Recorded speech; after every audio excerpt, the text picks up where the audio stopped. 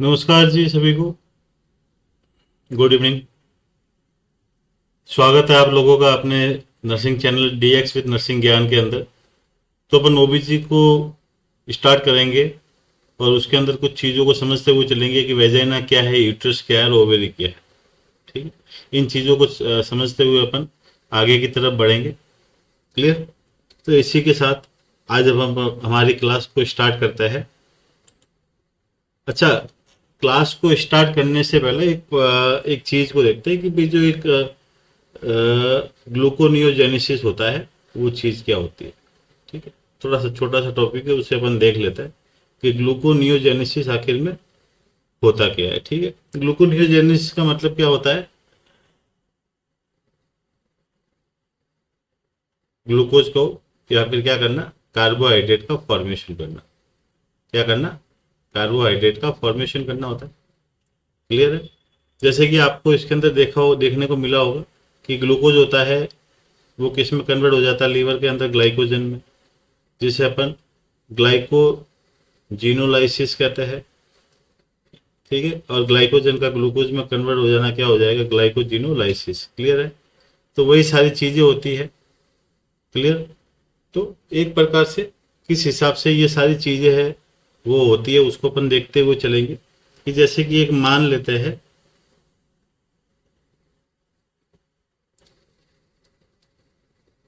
Glucose का क्या हो जाना, ग्लाइकोलाइसिस। ग्लूकोज का क्या हो जाना, ग्लाइकोलाइसिस। जब ग्लूकोज का ग्लाइकोलाइसिस होता है तो वो किसके अंदर कन्वर्ट होता है, आपका पायरुविक एसिड के अंदर। किसके अंदर कन्वर्ट होगा, आपका पायरुविक एसिड के अंदर। वही पायरुविक एसिड है वो आगे जाके पीडीएच की प्रेजेंस में। ठीक है, पीडीएच क्या होता है आपका, पायरुवेटेड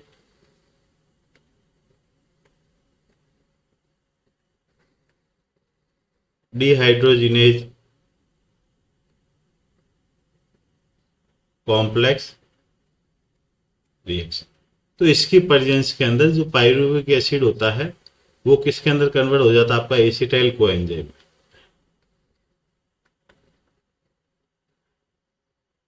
एसिटाइल कोएंजाइम में।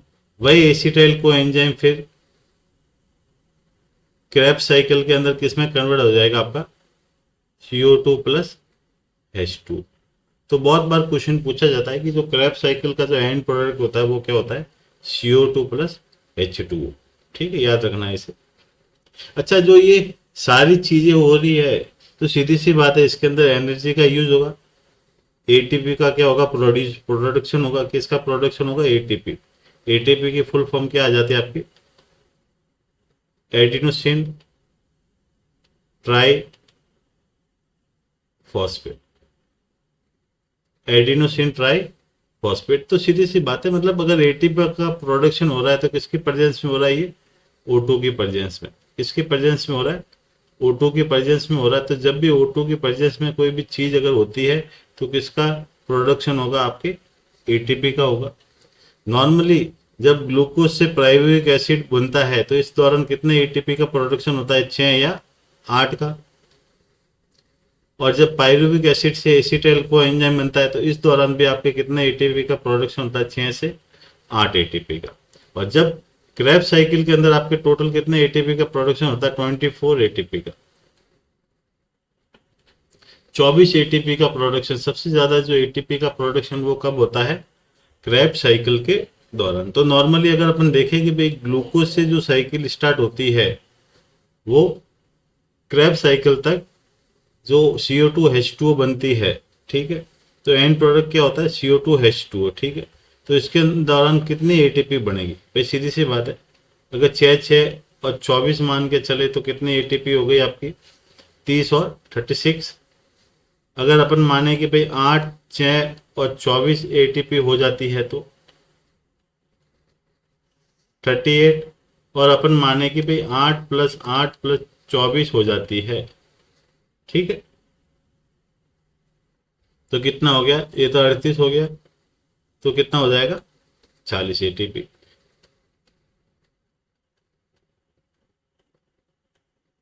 ठीक है। अच्छा, कैसे हो रहा O2 की प्रेजेंस में, मतलब कैसा है, एरोबिक रिएक्शन। अगर O2 की एब्सेंस में होता, अगर O2 की एब्सेंस में होता तो क्या कहला जाता वो, anaerobic, anaerobic. Clear है। अगर O2 की एब्सेंस में होता तो एटीपी का प्रोडक्शन ना होता, बाकी कितना होता, 2 एटीपी का। कितना होगा आपके, 2 एटीपी का। क्लियर है। जैसे कि अगर ग्लूकोज है वो ऑक्सीजन की एब्सेंस में होता है तो क्या बनाएगा आपका, लैक्टिक एसिड। क्या बनाता है, लैक्टिक एसिड। क्लियर है। तो एक पॉइंट आता है कि भाई जो क्रैब साइकिल है, जो अपन ने अभी पढ़ा, ठीक है, तो क्रैब साइकिल का जो स्टार्टिंग प्रोडक्ट क्या होता है आपका, जो क्रैब साइकिल का जो स्टार्टिंग प्रोडक्ट है वो क्या हो जाएगा आपका, एसिटाइल कोएंजाइम।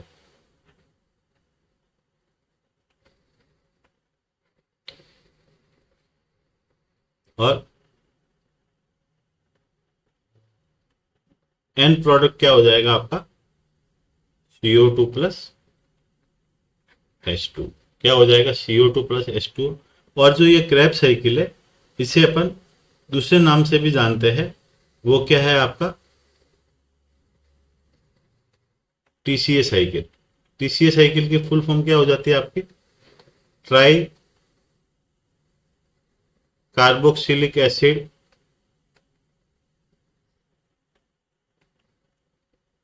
साइकिल, या फिर दूसरा नाम क्या है हो सकता है इसका, CSC साइकिल,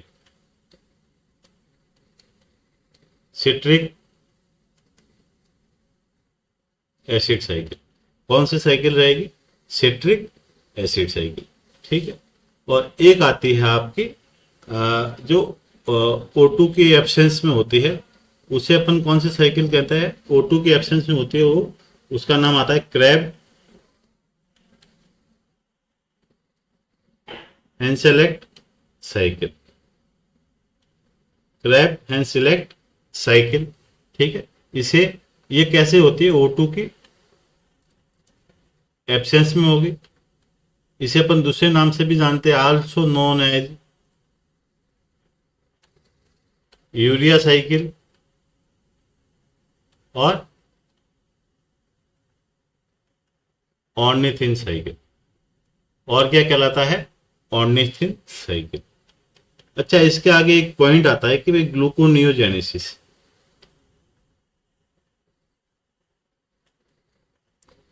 ग्लूकोनियोजेनेसिस के भाई, ग्लूकोनियोजेनेसिस क्या है, तो ग्लूकोनियोजेनेसिस यही होता है कि भाई नॉन कार्बोहाइड्रेट सब्सटेंस से किसका निर्माण करना, कार्बोहाइड्रेट। ठीक है। नॉन कार्बोहाइड्रेट मतलब जैसे कोई कीटोन भी हो सकता है, कीटोन बॉडी भी हो सकती है। ठीक है। या फिर कोई एमाइनो एसिड भी हो सकता है। क्लियर है। कोई कीटोन बॉडी भी हो सकता है और एमाइनो एसिड भी हो सकता है। एमाइनो एसिड क्या है आपका, नाइट्रोजन है। भाई सीधी सी बात है, एमाइनो एसिड किससे बना होता है, प्रोटीन से। प्रोटीन के अंदर क्या प्रेजेंट होता है, नाइट्रोजन प्रेजेंट होता है। तो एक प्रकार से अपन कह सकते हैं कि जब कार्बन, हाइड्रोजन और ऑक्सीजन और नाइट्रोजन बनते हैं तो किसका निर्माण करता है वो, एमाइनो एसिड का। किसका निर्माण करता है, एमाइनो एसिड का। जैसे कि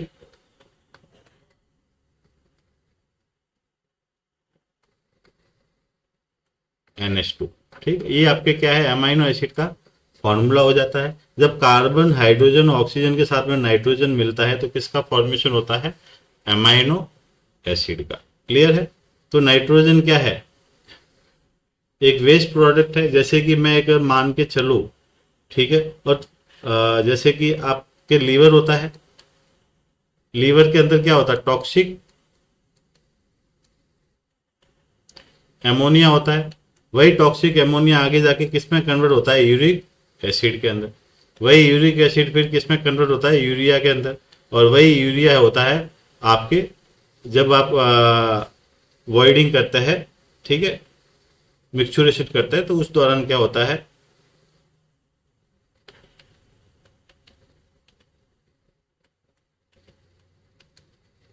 करता है, तो उसके साथ में क्या हो जाता है, तो यूरिया है वो बाहर बॉडी से निकल जाता है। अभी यूरिया कैसा प्रोडक्ट हो गया, यूरिया आपका नाइट्रोजिनस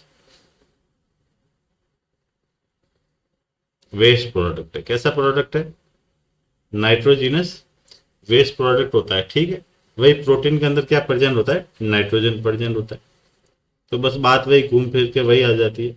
एक दूसरा नॉन कार्बोहाइड्रेट बॉडी तब होता है कीटोन बॉडी। कीटोन बॉडी आपका क्या होता है, फैट होता है। क्या होता है, फैट। आपके जो बॉडी के अंदर फैट है उसे अपन क्या कहेंगे, कीटोन बॉडी, कीटोन कह सकते हैं। क्लियर।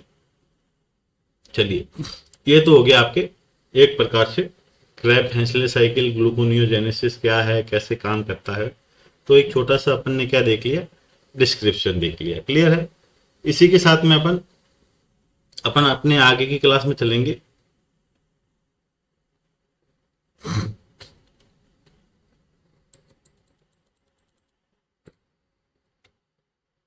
ठीक है, तो यहाँ आते ही अपन देख लेते हैं। पहला अपना टॉपिक था वेजाइना। तो वेजाइना के बारे में अपन पढ़ते हुए चलेंगे कि वेजाइना आपका कैसा ऑर्गन होता है। वेजाइना एक प्रकार से होता है आपका फाइब्रोमस्कुलर ऑर्गन। कैसा होता है,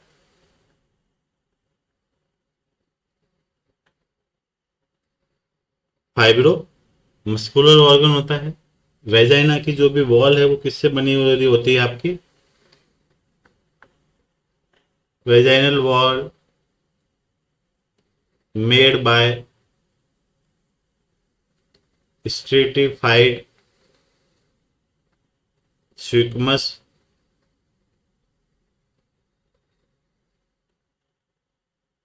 एपिथेलियल सेल। किससे बनी हुई रहती है, सिक्मिसिफाइड स्ट्रेटिफाइड स्क्विमस एपिथेलियल सेल से बनी हुई होती है। ठीक है। और अगर अपन एक तरीके से देखा जाए तो जो वेजाइना का मेजरमेंट होता है वो कैसा होता है, जो वेजाइना की लेंथ होती है, तो अगर देखा जाए तो एंटीरियरली वेजाइना की लेंथ कितनी होगी आपकी,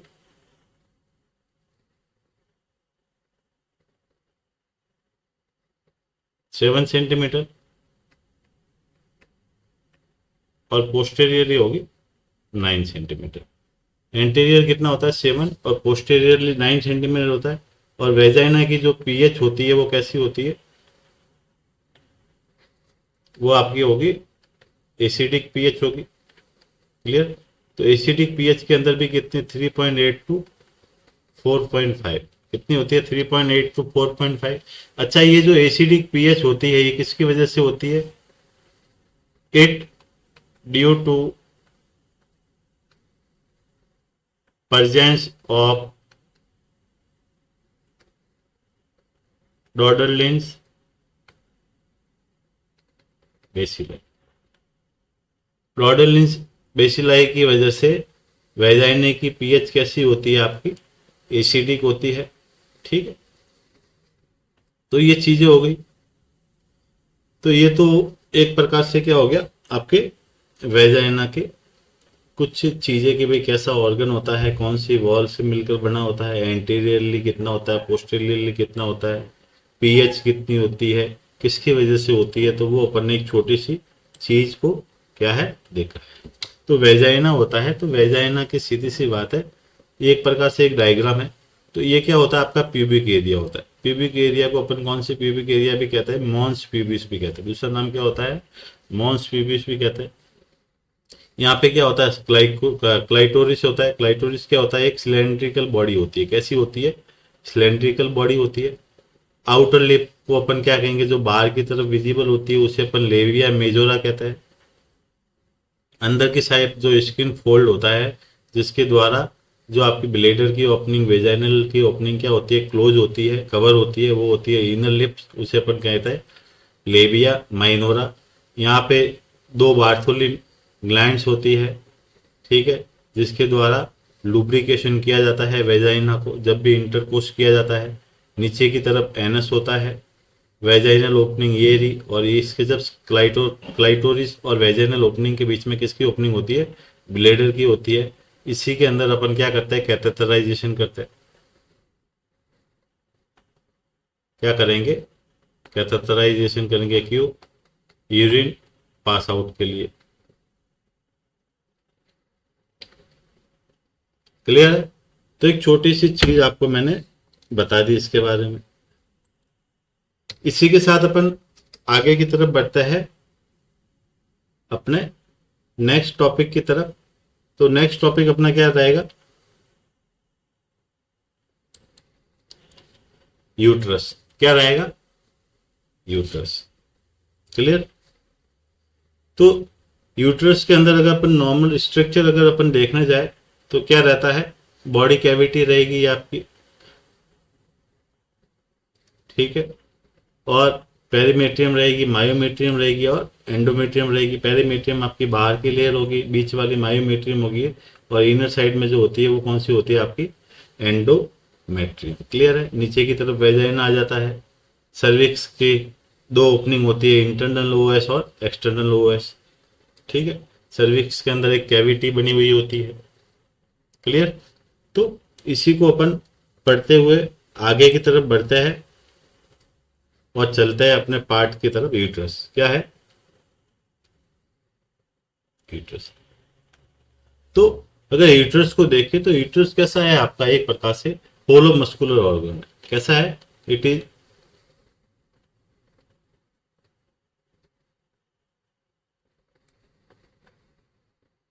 होलो मस्कुलर ऑर्गन। यूट्रस कैसा ऑर्गन है आपका, होलो मस्कुलर ऑर्गन है, ठीक है, और पायरिफॉर्म शेप में प्रेजेंट होता है। It present in pyriform shape and कैसा ऑर्गन है, it is a pelvic organ. Pelvic के अंदर प्रेजेंट होता है। इट इज ए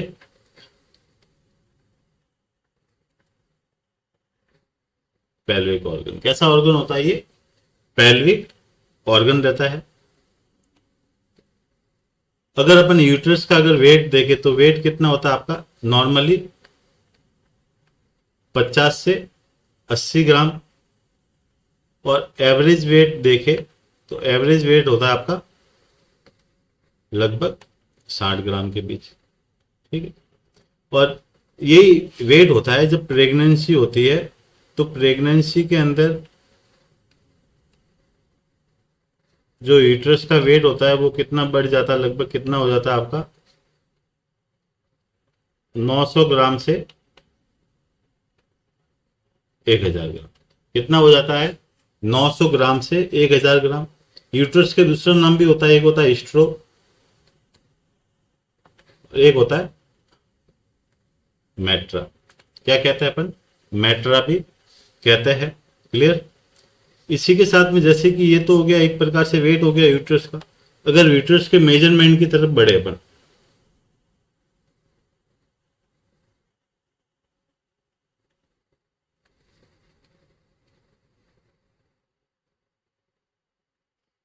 अगर यूट्रस के मेजरमेंट की तरफ बढ़े तो यूट्रस का मेजरमेंट कितना होता है, अगर इसकी लेंथ, विड्थ और थिकनेस, लंबाई, चौड़ाई और मोटाई कितनी होती है, 7.5 सेंटीमीटर तो आपकी लेंथ होगी, विड्थ होगी आपकी 5 सेंटीमीटर के करीब, और वही थिकनेस है वो कितनी हो जाएगी आपकी 1.25 से 2.5 सेंटीमीटर के करीब। कितनी हो जाएगी, 1.25 से 5 सेंटीमीटर। और यही जो चीज होती है जो प्रेगनेंसी के समय, प्रेगनेंसी के समय कितनी हो जाती है आपकी 5 टाइम्स। कितनी हो जाती है, 5 टाइम्स।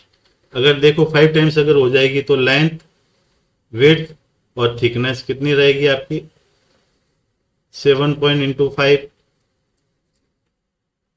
5 इंटू 5, 1.25 से 2.5 इंटू 5, ठीक है। अगर ये देखे तो कितना हो गया आपके 25 का 5, आसलाई 2,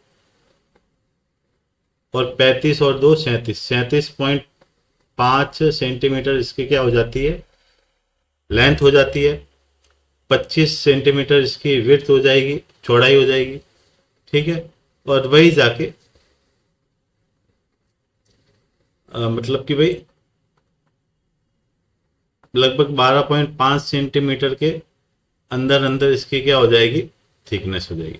लगभग 12.5 सेंटीमीटर के अंदर अंदर क्या हो जाती है इसकी थिकनेस। मतलब प्रेगनेंसी के अंदर कितना जो साइज है वो बढ़ेगा, 5 टाइम्स बढ़ेगा। जो नॉर्मल मेजरमेंट होगा यूट्रस का वो 5 टाइम्स होगा। मतलब अपन कह सकते हैं pregnancy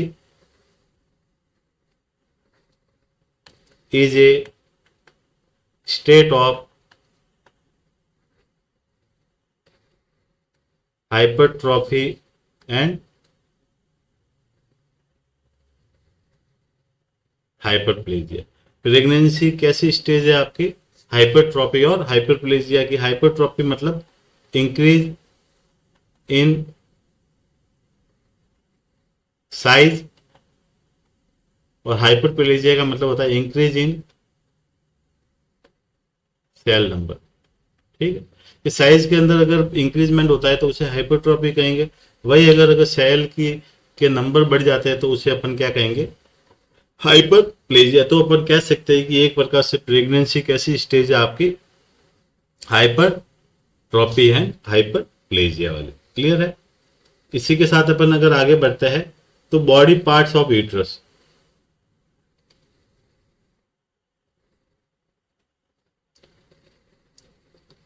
body parts of uterus, uterus के जो बॉडी पार्ट्स होते हैं वो कौन कौन से होते हैं। तो पहली होती है आपके बॉडी, फिर आ जाता है आपका स्टमस, और फिर आ जाती है आपकी सर्विक्स। अगर ऐसे देखा जाए तो बॉडी कितनी लेंथ होती है उसकी, 5 सेंटीमीटर। अगर उसे डिवाइड किया जाए तो बॉडी के अंदर दो पार्ट्स आ जाते हैं आपके, फंडस और बॉडी कैविटी। फंडस और बॉडी कैविटी, फंडस होता है आपके लगभग 1.5 सेंटीमीटर का, वही बॉडी कैविटी हो जाती है आपकी 3.5 सेंटीमीटर की। स्टमस होगा आपके 0.5 सेंटीमीटर, सर्विस होगी 2.5 सेंटीमीटर। ठीक है, तो अपन कह सकते हैं कि largest part of uterus is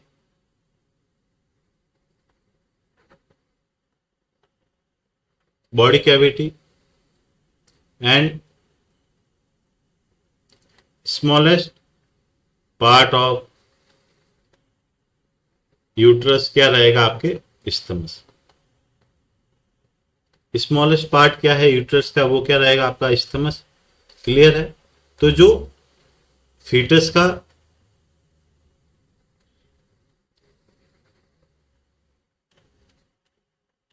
growth and development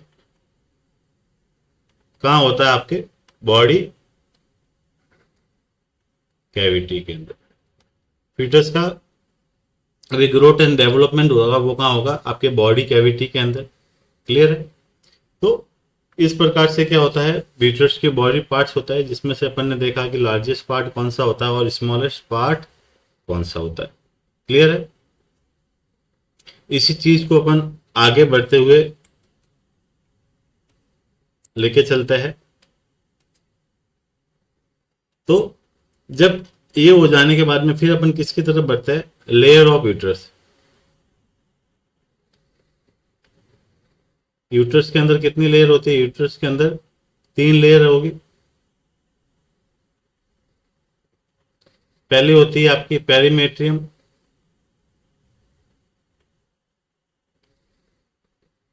ठीक है। दूसरी रहेगी आपकी मायोमेट्रियम, और तीसरी रहेगी आपकी एंडोमेट्रियम। अच्छा, ये जो पेरीमेट्रियम रहती है ये आउटर लेयर रहेगी, myometrium middle layer,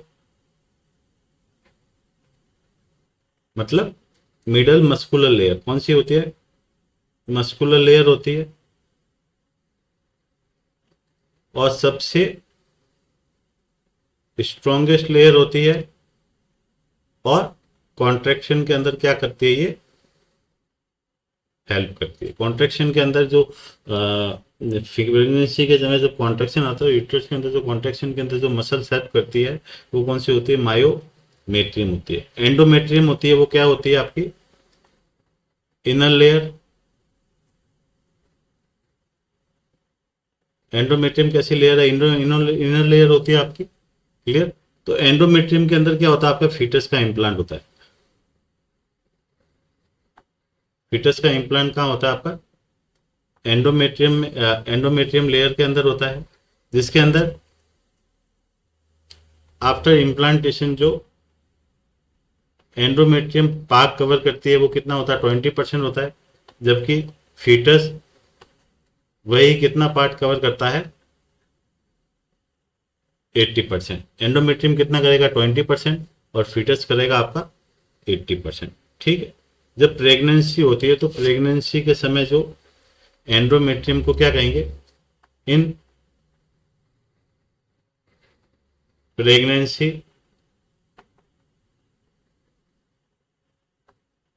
endometrium call decidua. यहाँ पे फीटस का क्या होता है? इम्प्लांटेशन होता है।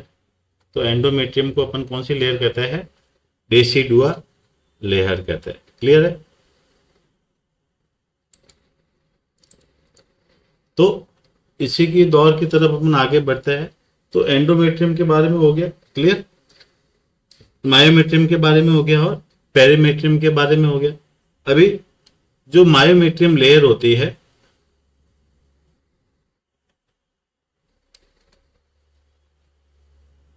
उसकी भी सब लेयर होती है,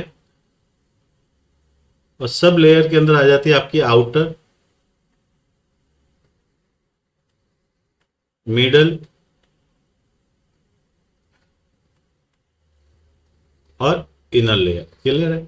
और जो मिडल लेयर ऑफ मायोमेट्रियम होती है, ठीक है, दे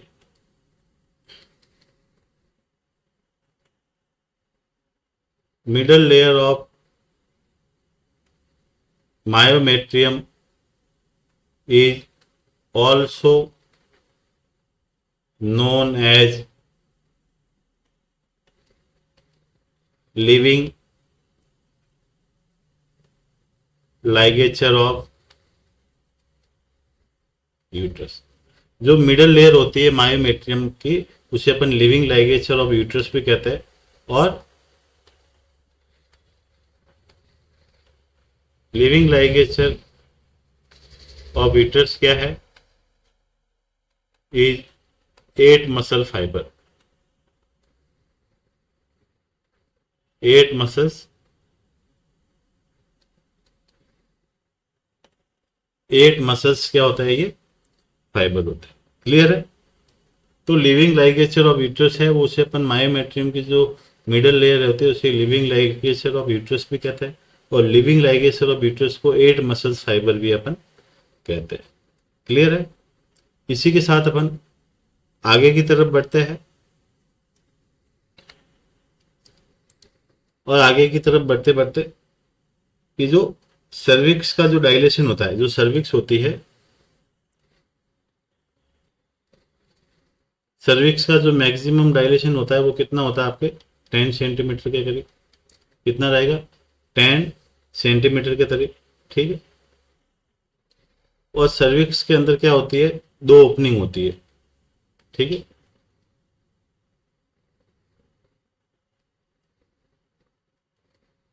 ओपनिंग ऑफ सर्विक्स एक तो होती है आपकी एंडो सर्विस, और एक्टो सर्विस। ओपनिंग कह सकते हैं या फिर कह सकते हैं पार्ट ऑफ सर्विक्स। क्या कह सकते हैं? Part of cervix. तो सर्विक्स के 2 पार्ट होते हैं, एंडो सर्विक्स और एक्टो सर्विक्स। एंडो सर्विस होता है ये किस तरफ होता है? Towards isthmus. And ectocervix होता है ये किस तरफ होता है? टूवर्ड्स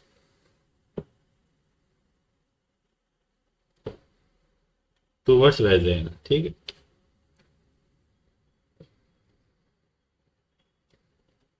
सर्विक्स के जो इंस्ट्रक्टर होता है वो दो प्रकार से होता है।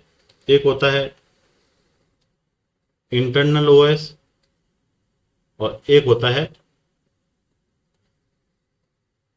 External OS. क्लियर है?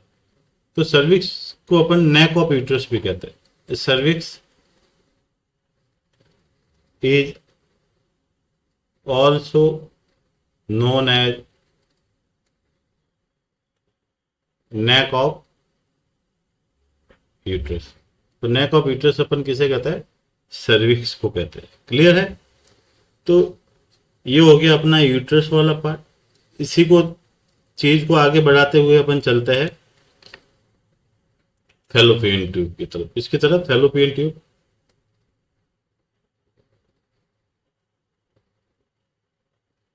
फैलोपियन ट्यूब को आप ओविडक्ट भी कह सकते हैं, साल्फिंक्स भी कह सकते हैं। ठीक है?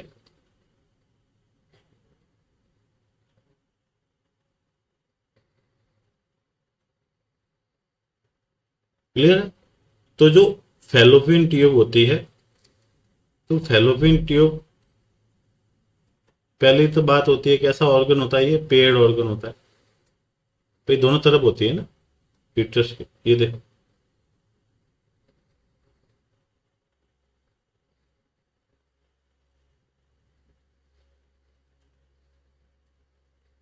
ये देखो, दोनों तरफ फैलोपियन ट्यूब है। यहाँ पे भी फैलोपियन ट्यूब है और यहाँ पे भी। एक राइट वाली फैलोपियन ट्यूब है, लेफ्ट वाली फैलोपियन ट्यूब। क्लियर है? तो जो प्रत्येक फैलोपियन ट्यूब की जो लंबाई होती है वो कितनी होती है? लगभग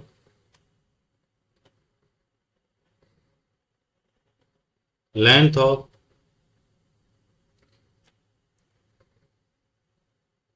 इच फैलोपियन ट्यूब कितनी होती है? 10 सेंटीमीटर के करीब। और सर्विक्स का मैक्सिमम डायलेशन कितना होता है? 10 सेंटीमीटर के करीब। क्लियर? तो इसी को अपन आगे बढ़ते हुए देखते हैं कि जो पार्ट्स होते हैं फैलोपियन ट्यूब के वो कौन से होते हैं? पार्ट्स ऑफ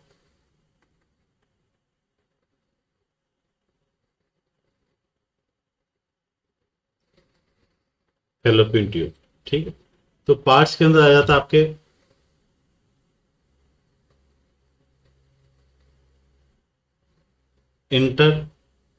इंटरस्टिशियल, जिसे अपन इंट्राम्यूरल भी कहते हैं। सेकंड वन आ जाता है आपका इस्थमस। थर्ड वन आ जाएगा आपका एम्पुला। और फोर्थ वन पार्ट आ जाता है आपका इन फंडिबुलम। ठीक है? इन फंडिबुलम।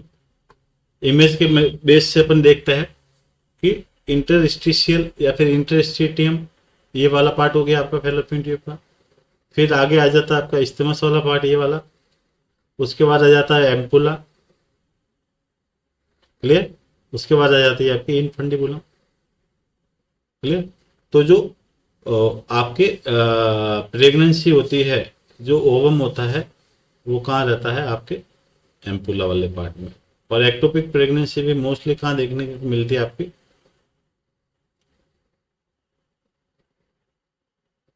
एक्टोपिक प्रेगनेंसी भी मोस्टली कहाँ देखने को मिलेगी? एम्पुला वाले पार्ट में। कितने परसेंटेज? लगभग 55%। ठीक है? ये यहाँ पे कुछ फिम्ब्रियाई होती है। क्या होती है? फिम्ब्रियाई होती है। कितनी फिम्ब्रियाई होती है? ये लगभग 20 से 25 फिम्ब्रियाई होगी। कितनी होगी? 20 से 25 फिम्ब्रियाई होगी, जो क्या करेगी? ओवम को पकड़ेगी। और जो ये ओवम को जो पकड़ने का जो प्रोसेस होता है, क्लियर, इसे अपन कौन सा प्रोसेस कहते हैं? Chemotaxis process.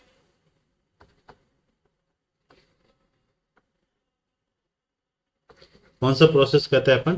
कीमोटैक्सिस प्रोसेस कहते हैं। क्लियर है? तो आगे की तरफ बढ़ते हैं अपन। ये भाई क्या है? पेड ऑर्गन है। इंटरस्टिशियल या इंटरस्टिटियम भी कह सकते हैं। इंटरस्टिटियम। क्लियर? अच्छा, इसकी कितनी होती है लेंथ? अगर मेजरमेंट करें तो इसकी होगी आपकी 1.25 सेंटीमीटर। इस्टमस की कितनी रहेगी आपकी 2.5 सेंटीमीटर। एम्पुला की कितनी रहेगी 5 सेंटीमीटर। और इनफंटिबुलम की कितनी रहेगी 2.5 सेंटीमीटर। तो सबसे लार्जेस्ट पार्ट तो कौन सा हो गया इसके अंदर,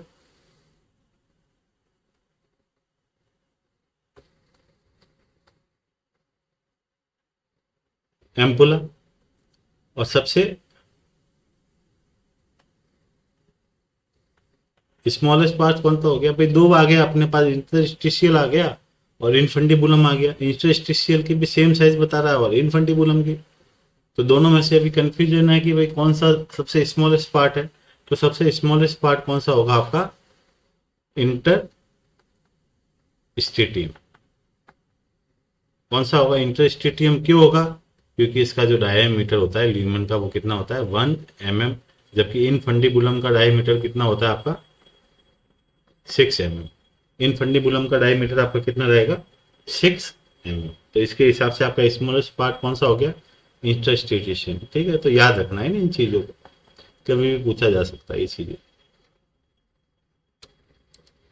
इसी के साथ अपन जैसे पार्ट्स हो गए, तो अपन ने देखा कि भाई जो एक्टोपिक प्रेगनेंसी होती है वो मोस्टली कहाँ प्रेजेंट होती है, एम्पुला वाले पार्ट में लगभग 55% के अंदर। क्लियर है, तो ये तो हो गया आपके एक्टोपिक प्रेगनेंसी वाला। और एक आ जाता है, फिर आ जाता है ओवरीज। ओवरीज, तो ओवरीज आपके कैसे ऑर्गन है, पेयर्ड ऑर्गन है। ठीक है, ओवरी का जो प्राइमरी फंक्शन रहता है वो क्या रहता है,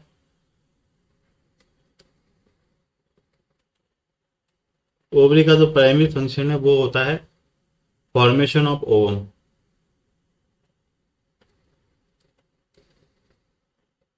फॉर्मेशन ऑफ ओवम किसके द्वारा, थ्रू मेंस्ट्रुएशन साइकिल के द्वारा क्या करना, फॉर्मेशन और फॉर्मेशन करना ओवम का। और सेकेंडरी फंक्शन क्या रहेगा, सेकेंडरी रहेगा आपके release of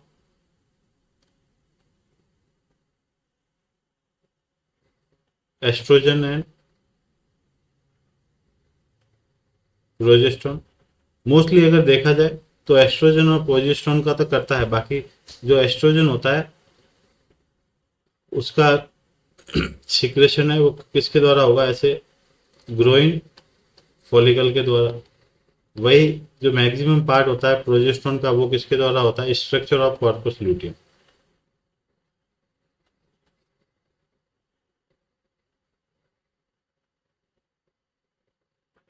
structure of corpus luteum के द्वारा होता है, मैक्सिमम पार्ट होता है जो प्रोजेस्टेरोन का सिक्रेशन। और स्पेशली अगर एस्ट्रोजन का पूछे तो किसके द्वारा होता है, ग्रोइंग फॉलिकल के द्वारा। किसके द्वारा होगा, आपके ग्रोइंग फॉलिकल के द्वारा। इसी के साथ अपन आगे की तरफ बढ़ते हैं कि जो ओवरीज एंड टेस्टिस होती है वो एक दूसरे की क्या होती है, एनालॉग होती है। एनालॉग का मतलब क्या होता है कि स्ट्रक्चर कैसी होगी, डिफरेंट, बाकी जो वर्क है वो क्या हो जाएगा, सेम। मतलब दोनों की स्ट्रक्चर तो अलग रहेगी, बाकी वर्क क्या है, सेम है। ये भी किसका निर्माण करेगी, ओवम का। और ये भी किसका निर्माण करेगा, स्पर्म का। ओवम क्या है, फीमेल गैमेट्स, और स्पर्म क्या है आपका, मेल गैमेट्स। ओवम क्या है आपके फीमेल गैमेट्स और स्पर्म क्या है आपके मेल गैमेट्स होता है। ठीक है, तो दोनों ही क्या करते हैं, गैमेट्स का फॉर्मेशन करते हैं। तो ये क्या है, एनालॉगस। ठीक है, एक होता है होमोलॉगस, एक होता है होमोलॉगस। मतलब स्ट्रक्चर तो क्या होगी, डिफरेंट होगी, और जो वर्क है वो भी क्या होगा, डिफरेंट होगा। जो वर्क है वो भी क्या होता है, उनका डिफरेंट होता है। क्लियर है? तो स्ट्रक्चर तो क्या होगी, डिफरेंट होगी, और वर्क होगा क्या, वो क्या होगा, डिफरेंट होगा। अच्छा, एक पॉइंट होता है कि भाई ओवरी के अंदर कौन सी सेल पाई जाती है, ओवरी इन हाइलस सेल प्रेजेंट। कौन सी, हाइलस। वही अगर देखा जाए तो टेस्टिस के अंदर कौन सी प्रेजेंट होती है, इंटरस्टिशियल सेल, या फिर कह सकता है लेडिंग सेल।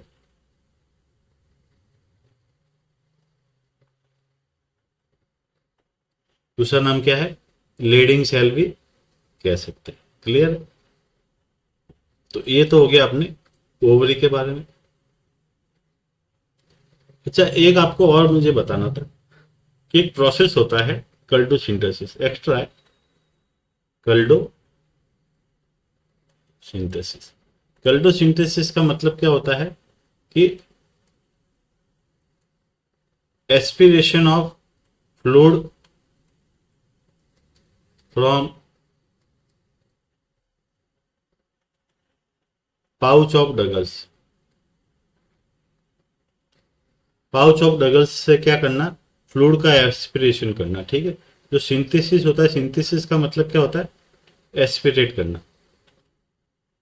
क्या होता है, एस्पिरेट करना पाउच ऑफ डगल्स से। ठीक है? और किसके लिए करते हैं, to find out ectopic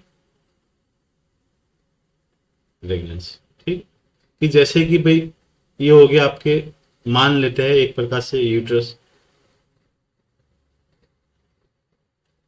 clear?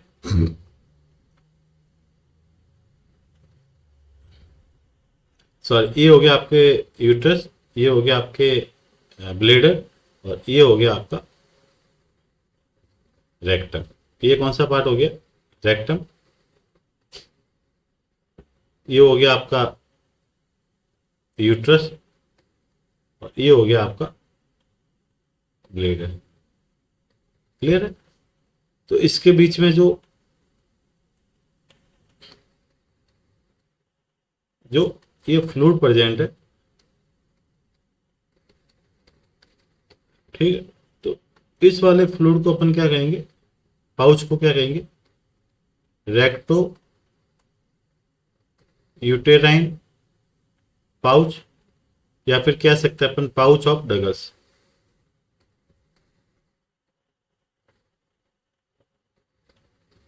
Pouch of Douglas भी कहते हैं। ठीक है? और इस वाले एरिया को क्या कहेंगे अपन, वेसिको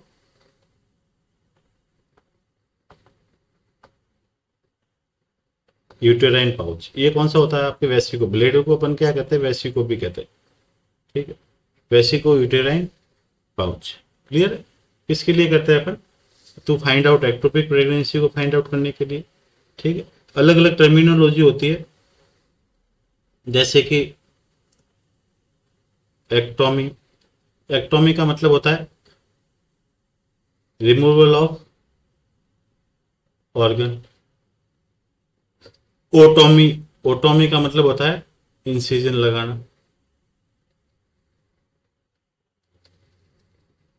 क्लियर? और वही आ जाते हैं स्टोमी, मतलब ओपनिंग करके ट्यूब लगाना।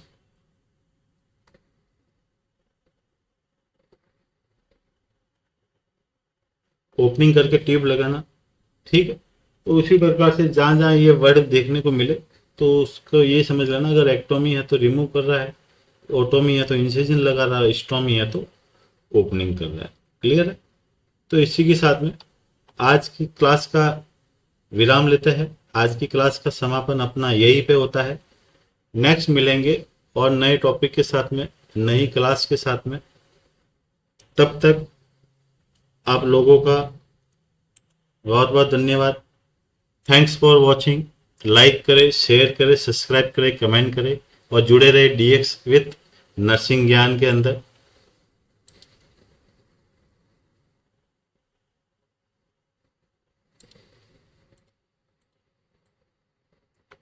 ठीक है, तो आज की क्लास का अपन समापन यहीं पे करते हैं। आशा है आप लोगों को क्लास ये समझ में आई। ठीक है, क्या अपन ने आज देखा, क्या चीज़ें हुई, वो सारी चीज़ें अपन ने देखते हुए चले। ठीक है, जुड़े रहिए हमारी क्लास के साथ में, और आगे और इंटरेस्टिंग टॉपिक पढ़ते रहेंगे। धीरे धीरे ओबीजी को क्या करेंगे अपन, कंप्लीट करेंगे जैसे जैसे समय मिलेगा। भाई डेली क्लास का मैं आपको वादा नहीं कर सकता। ठीक है, ड्यूटी मैनेज करके चलना पड़ता है। सारी चीज़ों को क्या करना होता है, एक दूसरे से जोड़े हुए रख के चलना पड़ता है। तो जैसे अपन को समय मिलेगा वैसे वैसे आपकी क्लास को अपन क्या करेंगे, कंटिन्यू करते हुए चलेंगे। तो आज के लिए इतना ही। सभी को राधे राधे, जय श्री राम। नेक्स्ट मिलते हैं अपन नेक्स्ट क्लास में। सभी को thank you, thank you, thank you.